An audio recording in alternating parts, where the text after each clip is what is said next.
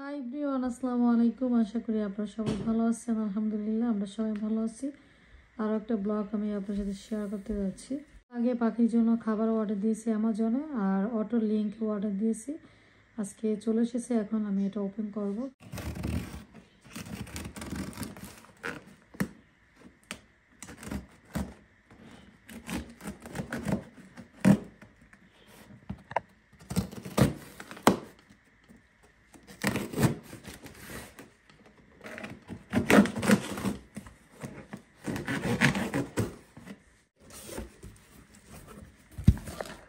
গাড়ির auto link, এগুলো হচ্ছে আমার পাখির জন্য খাবার অর্ডার দিয়েছি।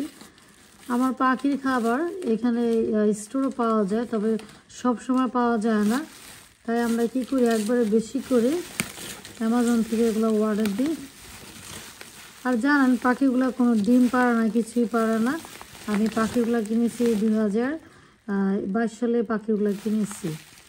একটা পাখিও ডিম পারে না, তারপরও আমরা পাখিগুলো ছেড়ে দিই না। ওর একটা ফ্রেন্ডে বলেছে যে পাখি যেহেতু ডিম পারে না, পাখিগুলো ছেড়ে দেন, এগুলো শুধু শুধু খাবার খেয়ে লাভ কি। তারপর আমি বলেছি যে না, ডিম পারলে পারবে, না পারলে নাই।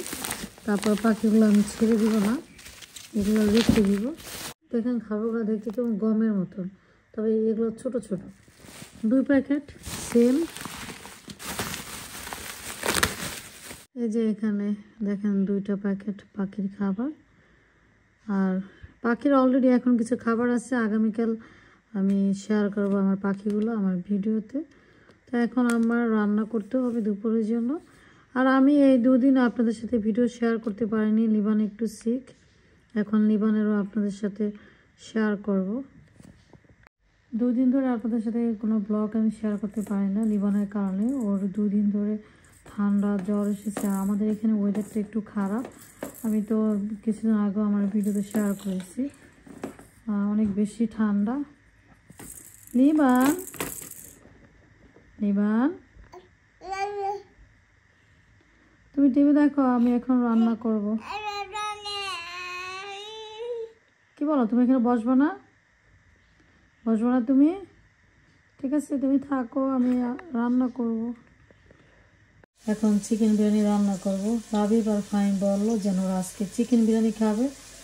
আমি ভালো করে চিকেনটা ক্লিন করে নিয়েছি, তবে কিছু ফ্যাট আছে, বাট সব ফ্যাট কিন্তু কাটা যায় না। কাটতে গেলে দেখা যায় মাংসটা কী হয়, উঠে চলে আসে। আর এখানে এই যে মশলা নিয়েছি যা যা লাগবে।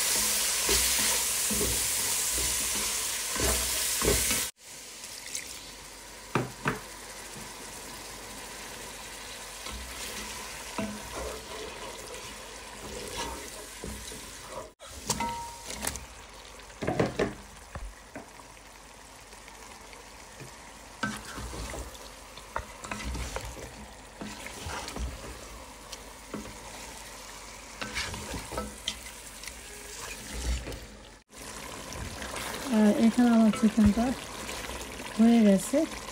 এখানে আর একটু আমি ঝোলটা কমিয়ে নেব।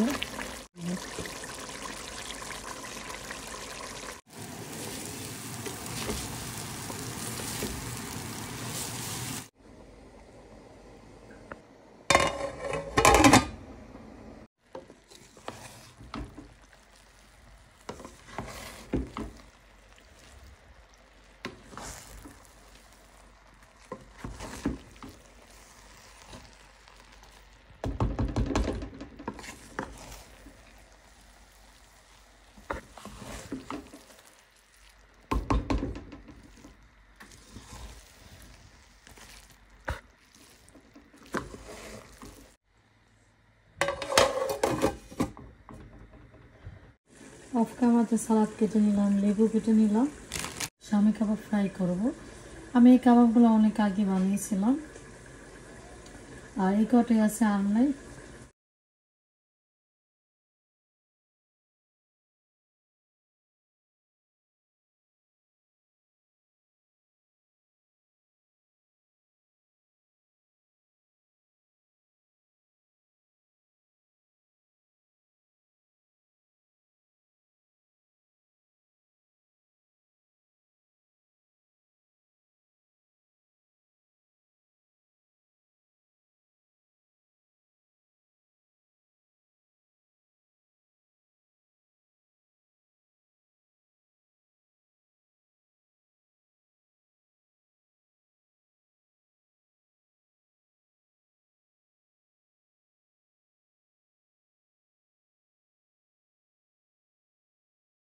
এখন আমি টেবিলে বিরিয়ানি, সালাদ, কাবাব সার্ভ করে দিয়েছি।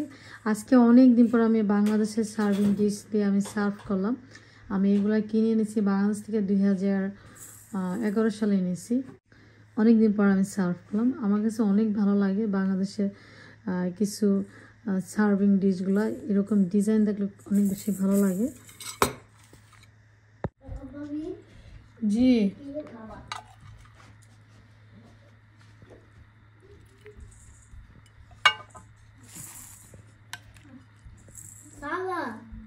হ্যাঁ, এই যে সালাদ দিচ্ছি। You like? Mama.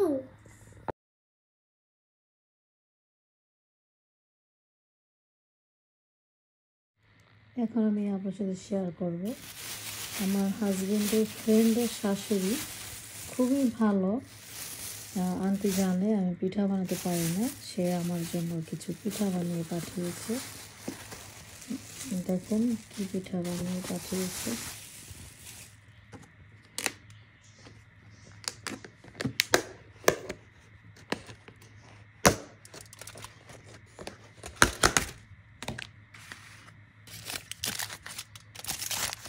এগুলো হচ্ছে তেলের পিঠা। তেলের পিঠা দেখা যায় ভাজার পরে তেল থাকে। দেখেন আন্টি কীভাবে দিয়েছে, বক্সের নিচে তেল না পড়ে ফয়েল এটা দিয়ে সে দিয়েছে। আর আন্টি অনেকগুলোই দেখেন পিঠা দিয়েছে। এই পিঠাগুলো খেতে আমার কাছে অনেক বেশি ভালো লাগে। আর এই পিঠা দেখা যায় অনেকের হাতে পুরো পারফেক্টভাবে হয় না। পিঠা বানানোর পর দেখা যায় পিঠাগুলো শক্ত হয়ে যায়, তবে আন্টিরটা এই যে সফট।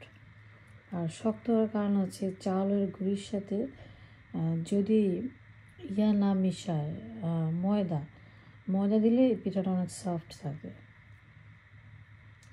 তো ভালোই লাগতেছে একটা, এখন আমি যে ট্রাই করে।